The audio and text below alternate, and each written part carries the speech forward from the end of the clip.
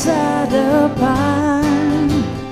Mari, mari, mari kita satukan hati, melangkah dengan pasti, raih cita dan angan. Mari, mari, mari kita taklukkan hari, penuh percaya diri, menatap masa depan. Mari, mari, mari kita satukan hati, melangkah dengan pasti, raih cita dan angan. Tunjukkan semangatmu, Jawa Timur ayo maju, optimis Jatim bangkit.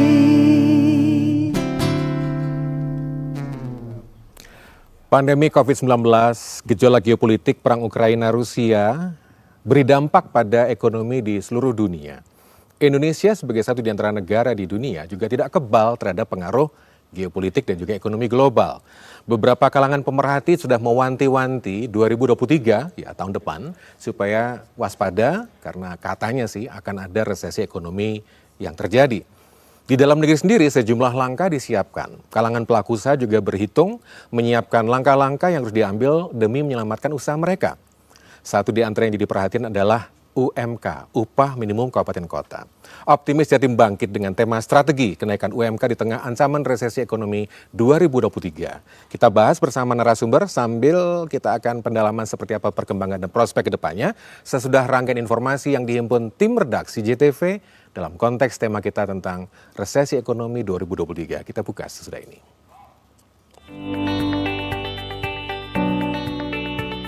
Jelang kenaikan upah minimum kerja provinsi di tahun 2023, para pekerja buruh meminta agar ada perlindungan sosial yang semakin dibutuhkan di tengah tekanan daya beli yang terjadi, utamanya pasca kenaikan BBM. Mereka berharap kenaikan UMK bisa 13%. Setidaknya di atas angka inflasi bisa memberikan peningkatan ruang bagi konsumsi rumah tangga. Namun karena ancaman resesi global pula, para pengusaha menyatakan bahwa kenaikan UMK maksimal hanya 1 hingga 2% saja yang bisa dilakukan di Jawa Timur. Hal ini juga untuk mencegah timbulnya ancaman gelombang PHK bagi buruh di Jawa Timur. Sementara itu, dampak perang Rusia dan Ukraina, Gubernur Bank Indonesia Peri Warjio mengatakan bahwa perlambatan ekonomi global memang berdampak luas, terutama pada bidang pangan dan energi. Saat ini, mitigasi dan strategi terus dilakukan agar Indonesia tidak terdampak krisis ekonomi global. Di antaranya implementasi bauran kebijakan moneter fiskal, stabilitas nilai tukar dan makroprudensial, lalu pengembangan digitalisasi keuangan termasuk dengan negara tetangga. Yang jelas, soal kenaikan upah harus melihat sektor-sektor pekerjaan, karena ada sejumlah pekerjaan di antaranya di bidang telekomunikasi yang pertumbuhannya tinggi dan ini tentu harus dibarengi dengan kenaikan UMK yang lebih baik. Optimis jadi bangkit. Terima kasih para dulur yang sudah memberikan perhatian dalam konteks jelang ulang tahun ke-21 JTV. Dan luar biasa, halaman di pelataran JTV juga sudah ramai dengan perhatian para dulur yang sudah memberikan perhatian juga. Baik, kita langsung pendalaman dengan tema besar kita adalah strategi kenaikan UMK di tengah ancaman resesi ekonomi 2023. Hadir di studio kami Kepala Perwakilan Bank Indonesia Provinsi Jawa Timur, ada Pak Budi Hanoto yang sudah rawuh. Pak Budi Han, apa kabar Pak? Baik, Alhamdulillah sehat ya. Lalu ada Kepala Dinas Tenaga Kerja dan Transmigrasi Provinsi Jawa Timur, ada Dr. Himawan Estubagio SMH. Pak Himawan, Assalamualaikum Pak. Waalaikumsalam, selamat malam Mas. Selalu seger nih Pak? Siap. Siap, mantap.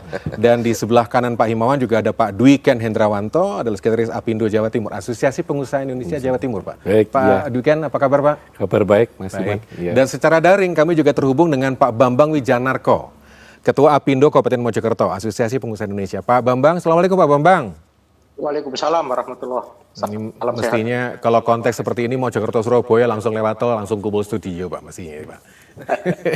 Baik, kita akan ngobrol-ngobrol pendalaman dengan situasi perkembangan sekarang dan juga ke depan di 2023. Tadi di awal redaksi sudah mengumpulkan data dan angka, Pak. Mungkin dari pihak BI ada angka terbaru tentang inflasi dan mungkin juga prospek ke depan 2023, Pak. Ya, mungkin sebelum bicara soal tadi UMK, memang perlu kita pahami dulu sebab asalnya. Jadi memang kita kan baru saja selesai dari pandemi. Ketika kita sudah selesai, konsumsi sudah mulai tumbuh, tapi ternyata ada faktor geopolitik, perang Rusia-Ukraina, yang itu telah memicu berbagai macam dampak. Pertama, adanya kita semua nggak tahu kalau perang itu berakhirnya kapan. Ada soal proteksionisme, ada gangguan perdagangan, dan juga macam-macam lah itu. Ada akhirnya memicu pada krisis energi. Dengan adanya krisis energi itu, maka terjadilah supply constraint, hambatan supply karena memang harga-harga naik. Sehingga terjadi orang yang memproduksi barang, input-inputnya itu dari luar negeri, terutama yang impor, terkendala oleh faktor tadi perang, dan juga ada beberapa shortage. Nah, ini menimbulkan kenaikan harga. Nah, muncullah inflasi di sini, kawan-kawan semua. Nah, inflasi ini pada awalnya memang bisa kita pertahankan, tapi ketika semua sudah negara terdampak, dan di sini Amerika juga inflasinya eksesif, bank-bank sentral di negara-negara maju menaikkan suku bunga, dan ini membuat rupiah suku bunganya menjadi tidak menarik ya, artinya mata uang rupiah, dan orang-orang berbondong-bondong pada dolar dan menyebabkan nilai tukar di hampir semua negara melemah terhadap dolar. Nah, itu ceritanya seperti itu. Nah, dengan adanya pelemahan dolar bagi Indonesia yang banyak impor juga untuk input industri, maka terjadi kenaikan. Itu di satu sisi. Di sisi lain, karena suku bunga sudah naik di luar, maka Bank Indonesia juga menaikkan suku bunga. Nah, itulah yang BI rate-nya. Nah, itu sebetulnya kami sebenarnya ingin melihat dulu ke kondisi, tapi memang karena situasi global seperti itu, maka BI rate dinaikkan. Dan ini membawa suatu konsekuensi bahwa Bank Indonesia tetap menjaga stability, tapi kenaikan suku bunga itu juga secara terukur ya. Jadi kita melihat beberapa aspek supaya konsumsi tetap naik, jalan, dan juga ekspektasi inflasi diharapkan ke depan bisa turun itu. Nah, akhirnya muncul inflasi. Nah, dengan angka ini, inflasi di atas target 3% plus minus 1, bahkan 5, dan kemarin tapi sudah mulai menurun setelah BI beberapa kali menaikkan suku bunga, dan juga terjadi demand yang melambat. Nah, itu alhamdulillah inflasi menjadi turun sekitar 5,7. Nah, di nasional. Di Jawa Timur memang sudah tinggi ya, 5,9 atau mendekati 6. Nah, di situ PR kita dengan itu kita harapkan semoga tidak tidak tergerus daya beli masyarakat, konsumen masyarakat.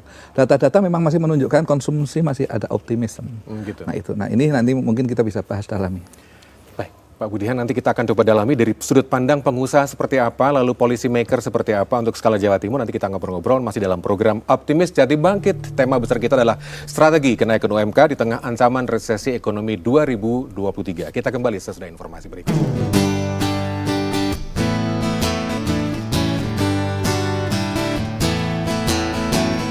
Tunjukkan semangatmu, Jawa Timur ayo maju. Optimis Jatim Bangkit. Optimis Jatim Bangkit, JTV selikur nambah dulur. Saya ke Pak Dwi Ken sebagai sekretaris dari Asosiasi Pengusaha Indonesia Jawa Timur. Pak Dwi, sudah nyimak paparan Pak Budihan tentang situasi dan juga ekonomi global termasuk di Jawa Timur. Di kalangan pengusaha sendiri Pak, dengan situasi seperti sekarang ini, saya dengar-dengar dan saya baca-baca, ada yang sudah ngambil kebijakan Pak. Mungkin Pak Dwi bisa memberikan gambaran situasi Jawa Timur sekarang. Baik, terima kasih Mas Iman. Memang dari kami, dari Asosiasi Pengusaha Indonesia Provinsi Jawa Timur, memang dalam bulan-bulan ini sudah jadi isu terkait dengan perubahan UMK ya. Yang memang ini mau nggak mau kita harus hadapin dari tahun ke tahun dia. Bahkan tahun lalu pun juga kita udah hadapin, dan kita harus tetap survive ya. Perkembangan memang banyak kita ketahui bersama bahwa banyak sektor-sektor yang memang terdampak ya. Tapi kami yakin juga bahwa pengusaha masih berusaha untuk bisa bertahan ya. Ya, baik itu memang yang banyak terdampak ada sektor sepatu, sandal, kemudian ada garmen juga berdampak. Tapi sektor-sektor lainnya juga terdampak. Banyak yang memang kita nggak bisa satu persatu terkait memang kondisi yang terakhir ini. Tapi kita yakin bahwa tahun ini udah kita jalani ya, kita udah 2 bulan lagi kita udah menuju tahun 2023. Di mana kita juga harus sudah mempersiapkan lagi mulai dari budgeting dari setiap industri untuk bisa bertahan dan survive. Nah, satu hal lagi yang memang jadi pertimbangan, kita masih dari Asosiasi Apindo ini kita terkait dengan UMK ini masih berharap bahwa tahun depan ini kita juga ada kesepakatan berdasarkan inflasi, pertumbuhan ekonomi dan pengangguran terbuka. Tentunya ini jadi pertimbangan kita bersama bahwa Jawa Timur ya terakhir tadi Pak Budi sampaikan bahwa ada menurun dari tahun yang sebelumnya, tapi secara nasional memang ada peningkatan ya. Nggak tahu apakah benar, kalau mungkin salah nanti saya mohon dikoreksi, 5,3 kalau nggak salah terakhir ya secara nasional. Nggak tahu nanti, tapi Jawa Timur sendiri bulan-bulan ini juga udah info terakhir turun ya, kita belum tahu bagaimana nanti hasil dari survei Badan Pusat Statistik atau BPS yang memang jadi acuan dari penentuan UMK di Jawa Timur. Siap. Kemudian yang lain juga kita juga harus mempertimbangkan sektor-sektor UMKM ya, usaha mikro, kecil dan menengah ini juga harus kita perhatikan meskipun mereka terkait dengan UMK yang tidak bisa diikuti, tapi kalau ada perubahan kenaikan pasti itu terdampak juga untuk pekerjanya. Ya, bukan hanya UMKM tapi sampai industri skala besar pun pasti akan ada satu pemikiran dari owner atau pengusaha untuk memikirkan perubahan-perubahan ini. Ya, saya kira gitu, Mas. Bicara soal sektor industri, saya coba nyebrang ke Ketua Apindo Kabupaten Mojokerto nih Pak Bambang Wijanarko. Karena saya tahu Kabupaten Mojokerto juga merupakan sebuah wilayah yang penuh dengan kegiatan dan aktivitas usaha. Kalau di peta Mojokerto sendiri Pak Bambang seperti apa untuk ancang-ancang urusan UMK nih Pak? Monggo Pak Bambang. Ya, terima kasih Mas Iman, Pak Him, Pak Ken, dan Pak Budi. Sebenarnya Kabupaten Mojokerto memang industri ya, padat industri lah bisa dikatakan wilayah NIP. Kami kemarin juga sudah coba mendalami terkait masalah isu-isu di luar yang meminta 13%. Kalau kita lihat, kita kembali saja kepada aturan saja. Karena kalau kita tanpa aturan ini akan liar. Jadi kami Apindo karena amanat dari DPN juga mengatakan bahwa kami akan taat pada PP 36. Itu saja, karena di Mojokerto sendiri itu sekarang saja sudah banyak industri yang mem-PHK, bahkan menghentikan kontrak. Karena tadi yang disebutkan oleh Pak Ken memang betul, alas kaki, kemudian makanan minuman itu kan banyak padat karya. Termasuk tembakau, termasuk furnitur, ini yang jadi masalah. Bahkan ada salah satu masalah alat musik, itu pun sudah mem-PHK, bahkan menghentikan produknya. Ini yang menjadi halangan, hambatan. Maka itu saya berharap sih, kami ini berharap agar penetapan UMK 2022 ini sesuai dengan amanah peraturan perundang-undang yang berlaku. Karena kemarin saja 2020-2021 yang dilanda COVID, kalau kita lihat dengan PP 36 itu mestinya kan minus, tetapi masih ada penambahan. Nah, maka itu sekarang saja seandainya taat pun kemungkinan banyak juga perusahaan yang ya karena order tadi ada perang Ukraina, order dari luar berhenti. Jadi begitu.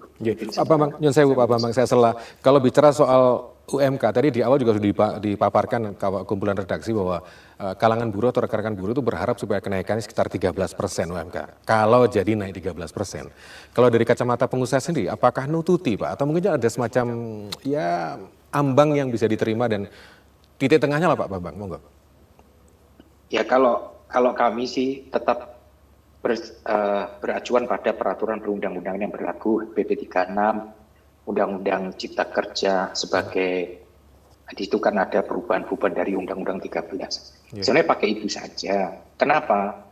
Karena kalau kita melihat 13%, jangankan 13%, 1-2% pun mungkin banyak perusahaan, itu mungkin juga tidak mampu. Karena 932 perusahaan kecil menengah besar di Kabupaten Mojokerto, itu pun masih banyak yang tidak melaksanakan. Hanya mungkin tidak sampai 20%. Ini kan jadi berat. Apakah kesejahteraan pekerja itu karena menurunnya yang taat pada peraturan dari pemerintah itu sendiri? Ini yang jadi ganjalan sebenarnya. Pak Bambang, sebentar saya jeda ke Pak Imawan. Ini tentu saja sudah jadi perhatian kawan-kawan Dinas Tenaga Kerja Provinsi, Pak. Apalagi UMK itu pasti PR-nya Pak Imawan gitu. Bersama-sama dengan pihak stakeholder lah. Gimana Pak situasi sekarang ya Pak Bambang? Terima kasih Mas Iman. Jadi terima kasih ada dari BI, dari Apindo. Tentu kami senang hari ini bersama beliau berdua. Jadi prinsip begini, saya ingin sampaikan dulu urutan penetapan. Nanti kan Ibu Gubernur akan menetapkan UMP dulu. Jadi sebenarnya secara regulasi yang wajib ditetapkan oleh Ibu Gubernur itu upah minimum provinsi. Itu prinsip. Tentu regulasinya ya berdasarkan PP 36 Undang-Undang Nomor 20 2011. Itu prinsip dasar yang pertama. Nah, basisnya tentu hitung-hitungan mengenai nilai pertumbuhan dan nilai inflasi yang nanti yang sudah dirilis BPS Juli. Tapi untuk pengupahan ini belum kayaknya. Nanti nggak tahu kapan ini akan dirilis. Nah, itu yang pertama. Nah, yang kedua tentu karena kewenangan yang wajib itu adalah UMP, maka untuk UMK itu akan dilakukan oleh masing-masing kabupaten kota. Nah, nanti Dewan Pengupahan Kabupaten Kota yang terdiri dari pemerintah kabupaten, kemudian unsur pekerja dan unsur pengusaha akan rapat mereka. Nah, rilis BPS yang nanti berkaitan dengan inflasi dan pertumbuhan kabupaten kota itu akan menjadi dasar penetapan upah yang akan diusulkan oleh kabupaten kota melalui Dewan Pengupahan Kabupaten Kota, kemudian melalui Bupati, lalu kepada Gubernur, nah dibahas Dewan Pengupahan Provinsi. Nah, Pak rapat terakhir dengan kementerian masih menggunakan PP 36. Oke, sebentar Pak, kita jeda. Karena nanti kita akan sela dulu. Jadi jeda dulu pada rapat terakhir. Kita masih dalam program Optimis Jati Bangkit. Ini baru saya terpotong nih Pak Imawan. Nanti akan kita dalami sesudah informasi berikut ini. Program Optimis Jati Bangkit.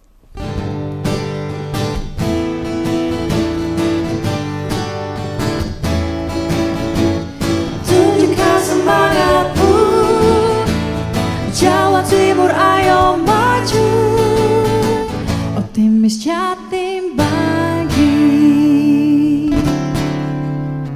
Strategi kenaikan UMK di tengah ancaman resesi ekonomi 2023. Tadi saya sela rapat terakhir Pak. Kalau bicara soal rapat terakhir nih kayaknya rada jeru ya. Apalagi udah muncul akhir tahun ini. Mau nggak Pak Imawan? Rapat terakhir seperti apa? Rapat koordinasi terakhir bersama Dirjen PHI dari Kemenaker, arahan sampai tanggal itu, maka PP 36 masih menjadi standar dan acuan untuk nanti penetapan upah.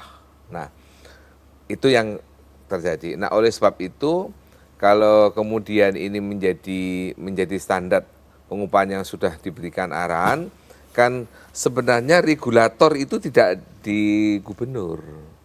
Regulator itu ada di pemerintah pusat dengan arahan-arahan itu. Nah, kita ini, jadi prinsip menetapkan UMK itu kalau dalam konstelasi ketatanegaraan, jadi ahli tata negara ini. Jadi ini karena adalah delegasi kewenangan yang diberikan sebenarnya penetap upah ini pemerintah pusat sebenarnya. Lantas kemudian didelegasikan kepada gubernur yang akan memutus UMK itu atas usulan. Jadi sebenarnya prinsipnya adalah bottom up gitu. Nah, jadi kewenangan yang digunakan oleh gubernur dalam menetapkan UMK itu kalau dalam teori kewenangan adalah kewenangan yang terikat, bukan kewenangan diskresi. Prinsip itu. Oleh sebab itu, kalau toh pun akan menggunakan, makanya begini, tahun lalu itu gubernur menggunakan diskresi. untuk 5 daerah. Itu ditegur gubernur, pasti. Secara teori gubernur nggak boleh menggunakan diskresi dalam penggunaan UMK. Ini secara teori. Tetapi ya dalam perkembangan tentu ini tidak semudah itu di lapangan. Nah, jadi ada adjustment. Oleh sebab itu saya kira besok ya kita akan kumpul ya Pak. Akan bertemu seluruh Dewan Pengupahan Kabupaten Kota di Jawa Timur yang difasilitasi oleh Kadin. Nah, bersama-sama Naker itu kita akan berbincang bersama. Jadi konsep dasarnya seperti apa? Karena tentu juga ada sih pasti usulan dari kabupaten kota, oleh kamu ndak lah, gak iso urip nih, gitu. Kan, jadi ada pasti akan variasi-variasi itu akan muncul Mas. Nah, itu sebabnya nanti kita tentu akan minta dukungan BI. Sebenarnya realnya seperti apa sih Pak BI? Ya gitu. Kalau tadi Pak Himawan matur bahwa bottom up usulannya. Iya, betul. Ini dari bawah ada usulan supaya naik 13%. Tanggapan jenengan gimana Pak? Iya, kalau ada yang naik kan dibicarakan di Dewan Pengupahan kita. Nah, screeningnya ada di Dewan Pengupahan Provinsi. Nah, sikap gubernur, sikap kami di Dewan Pengupahan sebagai Disnaker, kita akan berkonsultasi ke Kemenaker. Gimana ini? Begitu mereka diboleh ya kita akan, kalau mereka nggak boleh kita nggak akan memutuskan. Ya. Sekali lagi karena itu delegasi. Bukan kewenangan asli yang diberikan kepada gubernur. Tetapi itu atas arahan pemerintah pusat, gubernur ditunjuk untuk menetapkan UMK. Sehingga UMK itu dapat kata-katanya, bukan wajib. Baik, saya ke Pak Budihan. Sebagai satu di antara instrumen moneter di Indonesia pasti BI memantau sekaligus mengambil langkah-langkah itu. Katakanlah kalau dengan situasi seperti sekarang gitu ya, tentu sudah menyiapkan strategi mitigasi seperti apa Pak? Ya. Jadi memang situasi sekarang kan situasinya sama. Inflasi semua naik. Inflasi menggerogoti daya beli masyarakat. Nah, itu sehingga membutuhkan kenaikan upah tadi. Nah, oleh karena itu BI menaikkan suku bunga supaya masyarakat menjadi daya belinya memang turun dan inflasi turun, menurunkan inflasi. Nah, strateginya, mitigasinya strateginya ada 3. Pertama, BI itu selalu front loading. Jadi menaikkan suku bunga itu agak lebih di depan sebagai ahead of the curve. Nah, karena kita tahu bahwa di depan itu ekspektasi inflasi sudah terlalu persisten dan tinggi dari perkiraan kita. Itu satu. Kedua adalah preemptif. Jadi kita melihat ke depan itu akan ada inflasi yang terus naik dan itu akan membahayakan masyarakat, maka dinaikkan suku bunganya sekian basis point. Dan terakhir ada forward looking, melihat ke depan supaya inflasi itu sesuai dengan target sasaran yang ditetapkan. Nah, sasaran yang kita kan 3+-1, itu sebenarnya yang jadi dasar untuk estimasi bisnis, untuk ya UMK dan seterusnya. Nah, itu Pak, itu strategi kenaikan BI menaikkan suku bunga terakhir itu 50 basis point, sekarang 4,75. Nah, sebenarnya BI itu ingin mempertahankan juga momentum konsumsinya. Ya. Sekarang kan masih bagus. Biasanya kalau inflasi tinggi, PDB-nya itu agak sedikit merosot Pak. Nah, di sini perlu konsumsi dinaikkan lagi, maka memang di situ yang diperlukan itu bagaimana momentum konsumsi itu dimanfaatkan. Jadi tidak serta-merta UMK itu dinaikkan, tapi juga diikuti dengan katakanlah karena ada kenaikan BBM, inflasi naik, maka ada kenaikan pengalihan subsidi. Subsidi itu tentunya harus sasarannya tepat ke masyarakat yang memang membutuhkan bansos dan seterusnya, sehingga daya beli tetap ada. Itu satu. Kedua itu ya meng-create demand. Ya di sini kalau nggak salah ada pameran kayak gitu, itu meng-create demand dan itu yang penting di situ. Program PEN harus dilaksanakan. Nah, kalau untuk yang perusahaan kayak Pak Dwi tadi ya memang harus ikut restrukturisasi ya gitu agar dia bisa konsolidasi kondisi keuangannya. Nah, sebetulnya kawan-kawan pengusaha itu sebenarnya sudah tadinya Pak ketika inflasi naik dia sebenarnya menahan ya supaya tidak kenaikan itu tidak dipass on ke harga, sehingga supaya dia tahan. Tapi ternyata kan nggak kuat juga sehingga dia harga naik ya. Dan kalau naik harga naik konsumen yang ini itu Pak kira-kira dan kami sih dari BI memantau terus bahwa intinya inflasi akan kita turunkan.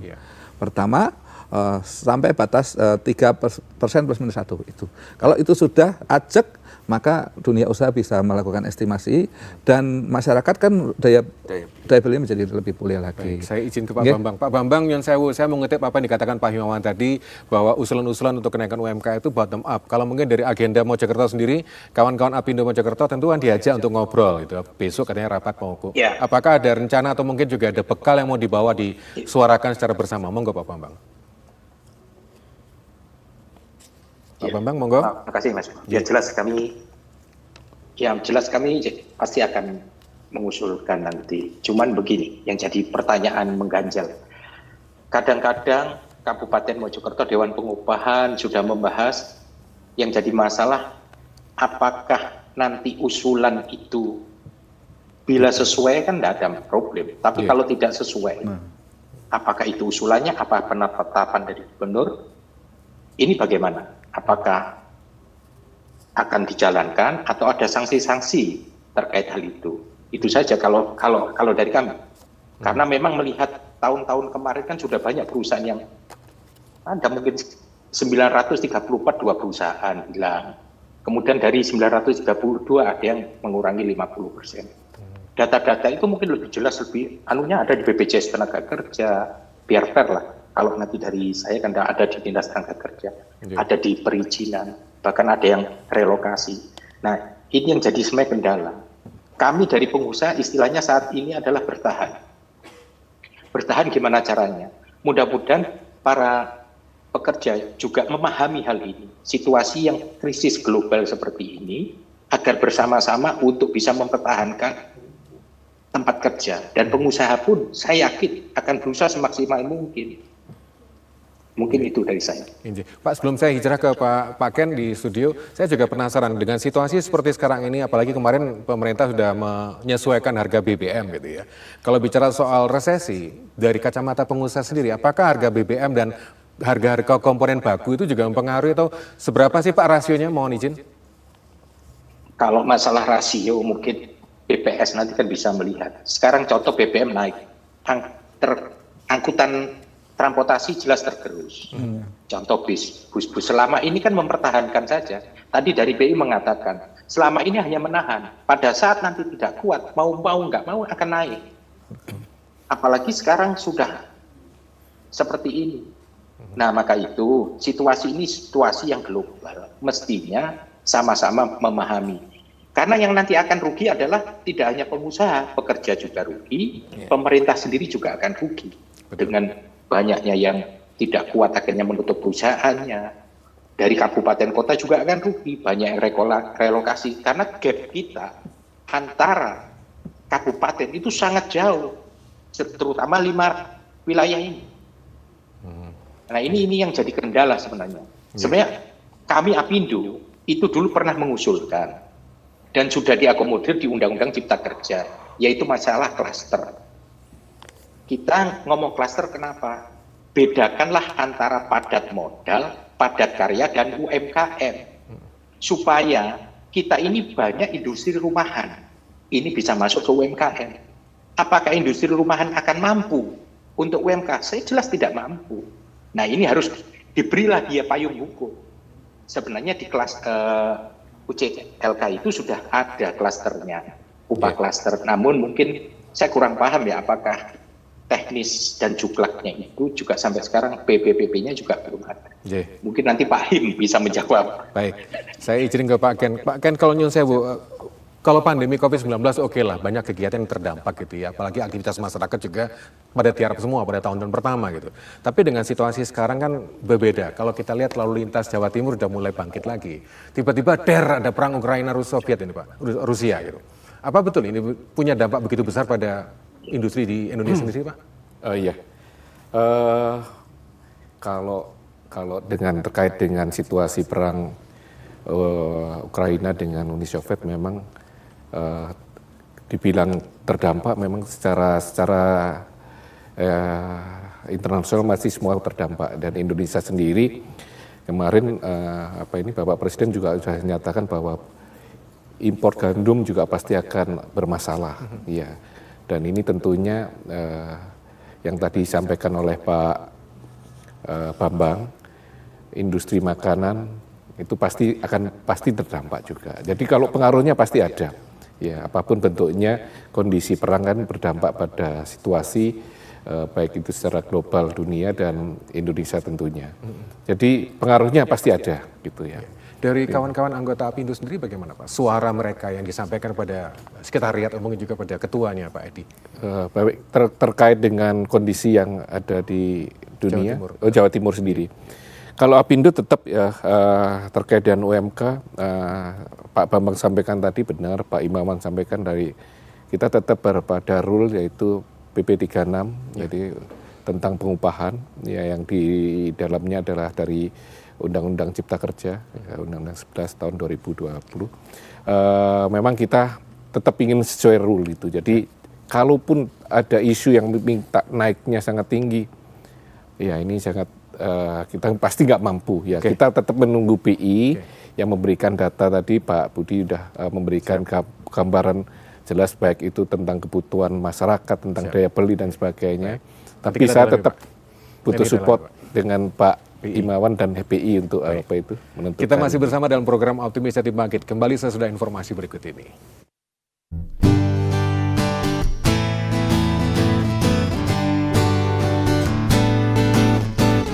Tunjukkan semangatmu, Jawa Timur ayo maju, Optimis Jatim Bangkit.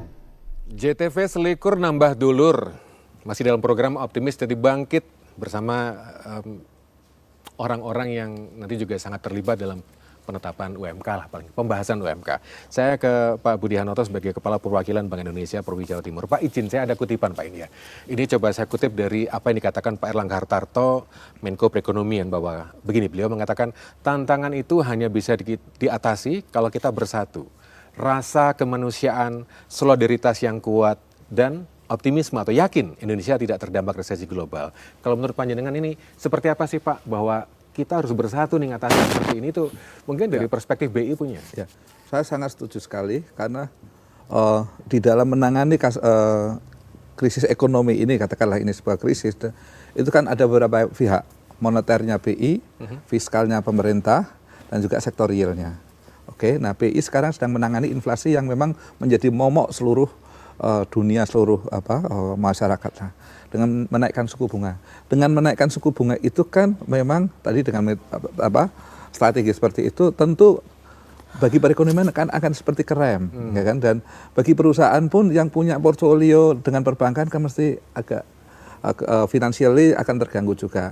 Sementara masyarakat menabung dan akhirnya daya beli kan menurun. Nah, di sini harus concerted effort atau usaha yang bersama-sama di seluruh komponen itu Pak. Artinya katakanlah ya ada UMK naik, ya, daya beli muncul. Tapi apa iya nanti perusahaannya itu masih kokoh secara finansial, dan apakah input yang tadi faktor karena BBM naik, cost push naik, harga energi naik, apakah kebutuhan itu hidup layak naik. Nah, produksinya apakah tetap jalan? Nah, inilah yang perlu kita ada concerted effort. Artinya BI menaikkan suku bunga untuk inflasi, tapi pada saat yang sama pengalihan subsidi BBM itu benar-benar tepat sasaran dan daya beli masyarakat tetap ada, dan katakanlah dengan suku bunga yang naik itu maka perbankan melakukan terhadap sektorial melakukan restrukturisasi, katakanlah ada beberapa, sehingga perusahaan tetap nyaman berproduksi, dan ini sesuatu yang harus orkestrasi itu.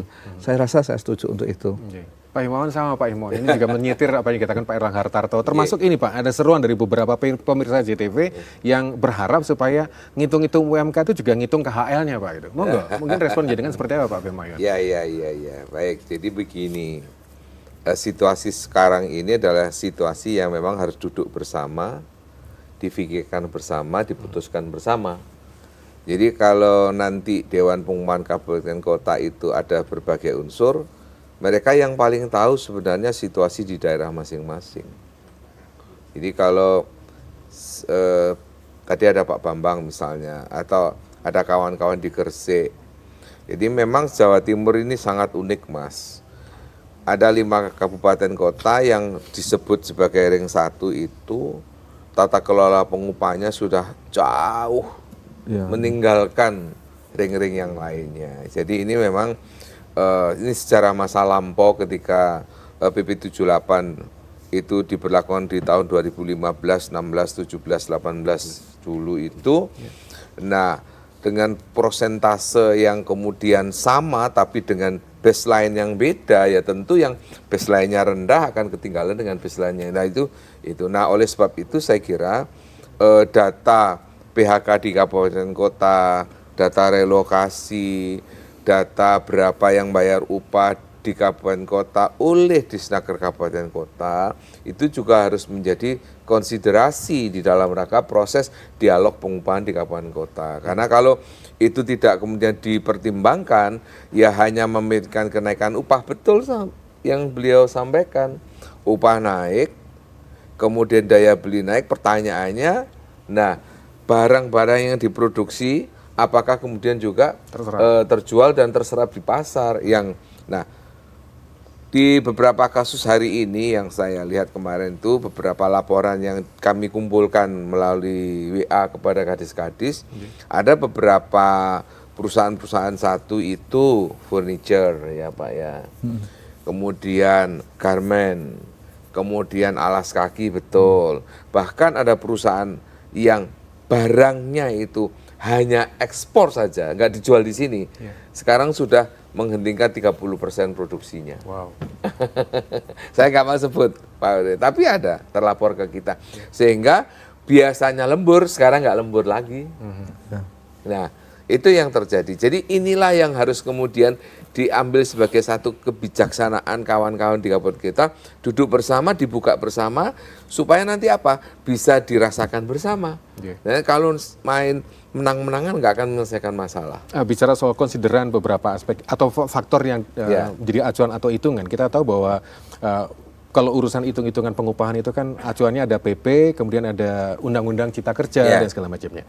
Nah, kalau bisa bicara soal hitung-hitungan terkini itu seperti apa sih Pak? Ya, kemarin kami sebenarnya sudah bikin simulasi ya. Jadi simulasi yang kita adakan kemarin itu berdasarkan data BPS yang terakhir bulan Juli itu yang kita lakukan itu, kalau menggunakan standar itu dengan PP 36 maka memang ada beberapa daerah yang bisa naik ya konstelasinya, karena memang kondisi upah mereka masih di bawah ya ukuran-ukuran yang menurut saya terjangkau lah gitu. Dan ada kenaikan konsumsi yang dilakukan di daerah itu sehingga naik. Tetapi di beberapa daerah yang lain juga tidak ada yang tidak naik. Nah, kalau ini kemudian menjadi bagian dari proses yang disepakati bersama, ya monggo, ya ini. Jadi ada yang naik, ada yang tidak. Risiko rumus itu begitu.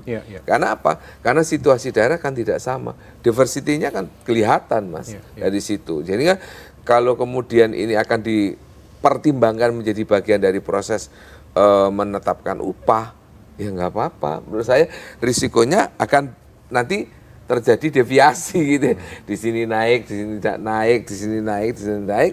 Tetapi sebenarnya di dalam konsep hukum itu menjadi justice, adil. Karena apa? Regulasinya sama, tetapi kondisinya tidak sama, sehingga outputnya juga menjadi tidak sama. Baik. Terima kasih Pak Imam di Kabupaten Jombang yang sudah berpartisipasi, berkirim juga komentar ke kami lewat WA. Jadi terkait dengan kenaikan upah harus memperhatikan beberapa faktor. Satu di antaranya adalah kebutuhan hidup layak. Terima kasih Pak Imam di Kabupaten Jombang. Ada juga Pak Ali di Benjang Gresik. Tadi sempat disentil Pak Himawan barusan, Gresik. Banyak UMKM mandek karena BBM naik gitu ya. Terima kasih untuk masukannya. Daya beli nggak mau turun, jual pabrik tiap tahun. Ada ya Pak dijual pabrik Pak ya? Oke, baik. Ada Bu Ratna di Rungkut, kira-kira situasi 98 apakah akan terulang Pak? Mungkin dari ini, mungkin apa dari ya? 98 tuh yang krisis ekonomi 98 Pak. Wah, saya nggak tahu prediksinya ada di sini. Gimana Pak Budian? Nggak paham saya. Ya, pertama kita harus melihat indikatornya, terus kemudian sustainability-nya. Beda-beda Pak. Tentunya kan dulu kan memang karena apa dulu kasus background-nya politik sebenarnya. Kalau sekarang ini kan lebih ada perang dulu, ada krisis energi, pandemi, jadi beda. Tapi saya lihat masing-masing kan negara punya jurus masing-masing. Nah, inilah yang membuat kita itu seberapa siap gitu lah. Kalau saya ibaratkan kalau misalnya kalau kita balapan ya Pak, krisis kayak ini kan pas lagi di tikungan itu kan. Nah, mana yang kita pas siap tikungan dan kita akan melesat itu, nah itulah yang. Nah, oleh karena itu tadi statement Pak Airlangga itu memang Hartarto. menurut saya sangat sepakat sekali harus dilihat masing-masing aspek dan lembaga yang otoritas yang menangani. Betul. Ini ada juga masukan dari pemirsa JTV lewat WA. Terima kasih. Neraca keuangan perusahaan, apakah juga ada kenaikan? Ini gimana Bapak? Saya nggak tahu sih hitung-hitungnya seperti apa. Tapi kan jenengan jadi Pak Ken ini kan juga mewakili pengusaha. Seperti apa Pak neraca di perusahaan? ya pengusaha. Baik Mas Iman, ya kalau bicara tadi neraca keuangan naik, yang jelas kita kembali lagi ke budgeting ya. Budgeting itu kan anggaran yang akan dikeluarkan oleh perusahaan untuk bisa berjalannya sebuah industri itu untuk tetap bertahan. Ya. Yang naik ada, yang turun pun juga ada dan sebagainya. Kita juga tahu bahwa kondisinya ini kan masih belum sangat bagus lagi untuk sebuah industri yang bisa bertahan. Dan memang kalau bisa bertahan itu hal yang sangat baik ya. Tadi disampaikan oleh Pak Budi dan Pak Imawan bahwa ini kan jadi apa itu masalah bersama yang harus diselesaikan dengan duduk bersama. Ya baik dari unsur pengusaha, unsur pengerja dan pemerintahan untuk membahas yang terbaik lah. Jadi jangan sampai tadi ada perusahaan tutup atau perusahaan dijual. Jadi kan otomatis kan PHK pasti. Kemudian daya beli masyarakat turun yang akhirnya ini berdampak juga pada industri yang akhirnya tidak bisa survive dan akhirnya bertambah lama. Yang disampaikan Pak Imam tadi ada pengurangan tenaga kerja. Kita berusaha lah pengusaha itu bisa, sebenarnya kalau adanya PHK atau pengurangan pekerja ini kan tidak ada yang senang. Pengusaha itu senang sebenarnya kalau buruh itu juga sejahtera kok. Tidak ada pengusaha yang pingin buruhnya itu kamu sengsoro ya gitu, enggak lah. Ya, saya yakin setiap pengusaha ingin pekerja sejahtera, akhirnya produktivitas bisa lebih baik lagi. Ya, itu harapan dari pengusaha kayak gitu. Pak Bambang, bagaimana Pak Bambang dengan situasi di Mojokerto dan juga mungkin ada seruan-seruan dari pengusaha atau rekan-rekan anggota Apindo Mojokerto. Monggo Pak Bambang. Ya, terima kasih. Jadi intinya kami di Kabupaten Mojokerto, kami berharap seluruh pekerja yang ada di Kabupaten Mojokerto pada khususnya dan umumnya di Jawa Timur paling tidak bisa memahami situasi yang saat ini terjadi. Karena untuk bertahan itu harus ada tadi yang disampaikan, ada persatuan atau kesatuan. Ini semua pihak, baik itu pekerja, pengusaha maupun pemerintah. Maka itu saya berharap pada saat nanti di Dewan Pengupahan itu bisa kompak dan tidak melanggar dari aturan yang sudah dibuat. Walaupun nanti ada yang naik atau tidak naik, itu bergantung dari hasil musyawarah, tetapi mengacu pada aturan yang sudah ada. Kalau saat ini, tadi Pak Ken mengatakan, ada yang mem-PHK, Pak ini juga ada perusahaan yang hanya sudah mengurangi 30%, di Mojokerto pun banyak. Bahkan kalau jumlah sudah ada yang ke kami mengatakan, kami menghentikan kontrak pekerja, 1.000 pekerja, itu juga ada. Nah ini semua dampak-dampak ini yang kami ingin adalah satu kesatuan yang sama untuk mempertahankan tempat kerja. Karena kalau tempat kerja itu bisa bertahan, insya Allah daya beli walaupun tidak naik, paling tidak masih bisa membelajarkan untuk keluarga di rumah. Siap. Mungkin itu pesan saya. Siap. Baik, kita masih dalam program Optimis Hati Bangkit. Narasumber juga masih bersama-sama kita. Kita masih akan lakukan pendalaman sesudah informasi berikut ini.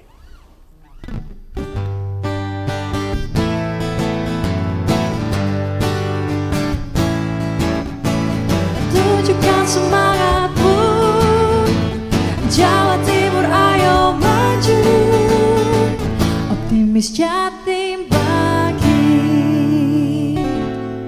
Segmen terakhir Optimis Hati Bangkit. Kalau tadi Pak Bambang sebagai Ketua Apindo Kabupaten Mojokerto sudah menyampaikan sekelumit harapan, saya coba nyebrang ke Pak Ken gitu. Pak Ken, dari sudut pandang pengusaha, kira-kira apa yang bisa dilakukan oleh masyarakat, pengusaha supaya kita bisa sama-sama jalan meskipun ya podo tirakat. Karena kalau bicara soal tirakat kan kita sudah terbiasa dengan kencangkan ikat pinggang gitu ya. Dulu kan sudah ada gitu. Mau nggak Pak Ken, ada apa yang kita lakukan? Tetap kita ini kan sebenarnya tetap harus ada program efisiensi ya, apapun bentuknya, di dalam sebuah industri itu efisiensi yang diperlukan, kemudian peningkatan produktivitas kerja tetap harus selalu meningkat, jadi jangan berfokus pada gaji ataupun UMK. Meskipun tambah tahun biasanya mesti perubahan untuk kebutuhan hidup pasti naik, tapi kita tetap harus bisa bertahan lah dengan kondisi yang ada.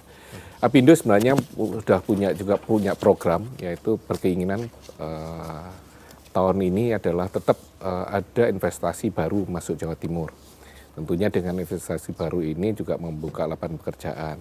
Kemudian kita berharap juga setiap pengusaha itu bisa menyusun struktur dan skala upah. Ya, ini juga untuk membantu pengusaha sendiri untuk bisa bertahan dalam untuk survive di dalam bisnis atau usahanya. Kemudian kita berharap juga pengusaha itu tidak melakukan PHK, karena PHK pun pasti akan berdampak, dampak sosial juga pasti ada, pasti kalau buruhnya pasti akan berdampak juga pada pekerja juga. Kemudian yang lainnya adalah kita ingin bahwa bidang UMKM itu bisa lebih survive dan terlindungi juga.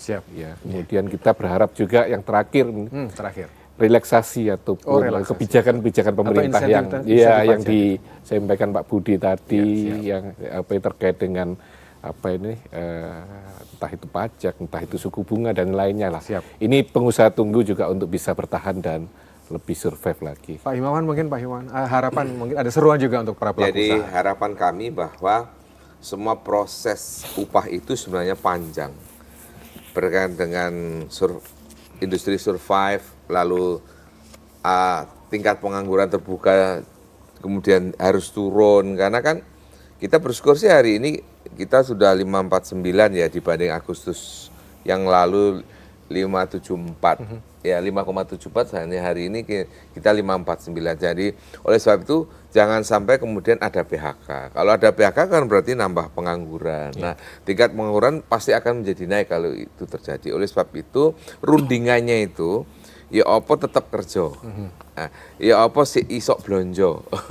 Ya apa supaya industri itu tetap bisa operasional. Itu saja, 3 hal itu. Industri tetap operasional, si tetap kerja, si iso blonjo. Supaya apa? Supaya si TV selikur tahun dulurnya tambah. Gitu. Terima kasih. Pak Budihan sebagai perwakilan Bank Indonesia di Jawa Timur tentu juga ada seruan. Kira-kira dari kacamata pengusaha ngapain, masyarakat seperti apa gitu ya. Baik, saya pikir ini situasi yang sulit dan harus kita lalui bersama. Satu, dari Bank Indonesia saat ini kan kebijakan moneter masih situasinya suku bunga tinggi bagi kalangan perusahaan, dan ini seperti jamu pahit. Ya. Tapi percayalah kalau memang ekspektasi inflasi itu turun, ya itu BI akan segera ya menurunkan suku bunganya, dan itu berarti untuk sementara ini memang jamu itu pahit itu masih diberlakukan. Nah, oleh karena itu, tapi juga ada jamu manis dari pemerintah, kan ada subsidi, dan itu harus dimaksimumkan. Nah, untuk pengusaha katakanlah ya tentu harus mencari efisiensi tadi untuk tetap produktif, dan memang kalau ada kesempatan untuk melakukan restruktur dengan kondisi finansialnya, ya, itu harus satu langkah yang sama. Yang penting Pak, kalaupun ada kenaikan UMK, itu memang pertama sesuai kesepakatan dan tidak memberatkan, dan semuanya affordable gitu ya. Nah, itu yang membuat ekonomi nanti bisa jalan, dan mudah-mudahan pelan, dan kita sama-sama ada jamu pahit, jamu manis, dan masyarakat pun dihimbau supaya tidak berlebihan juga dalam konsumsi, sehingga inflasi bisa lebih turun, suku bunga bisa lebih diturunkan. Nah, itu jadi masyarakat pun harus berpartisipasi ya. Katakanlah ya ada beberapa program ya diikuti, dan seperti itu. Jadi semuanya concerted effort. Pak Budianoto, terima kasih untuk rawuh di studio kami, Pak. Pak Himawan, terima kasih untuk rawuh. Pak Gen, terima kasih. Terima kasih. Pak Bambang juga terima kasih. Demikian pemirsa, tema besar kita adalah strategi kenaikan UMK di tengah ancaman resesi ekonomi 2023. Terima kasih juga untuk Anda, jenengan pemirsa JTV yang sudah ngirimi WA, luar biasa. Ini banyak yang ngirimi WA, khususnya memberikan perhatian soal pengupahan dan juga masukan-masukannya luar biasa. Terima kasih. Saya Iman Dwiartanto, JTV Selikur, nama dulur. Wassalamualaikum warahmatullahi wabarakatuh. Waalaikumsalam warahmatullahi wabarakatuh.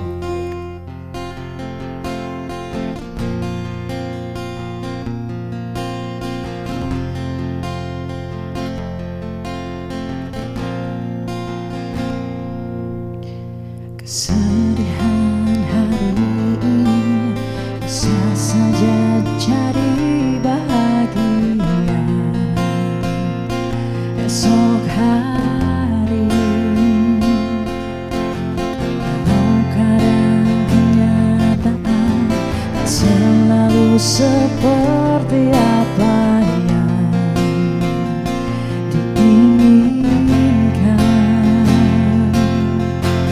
dan ku ikhlaskan segalanya. Keyakinan ini membuatku bertahan.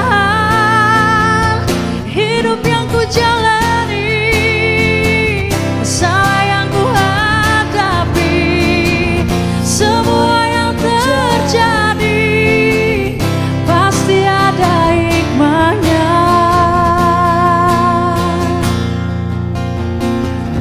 Kadang kenyataan tak selalu seperti apa yang diinginkan. Kan ku serahkan semua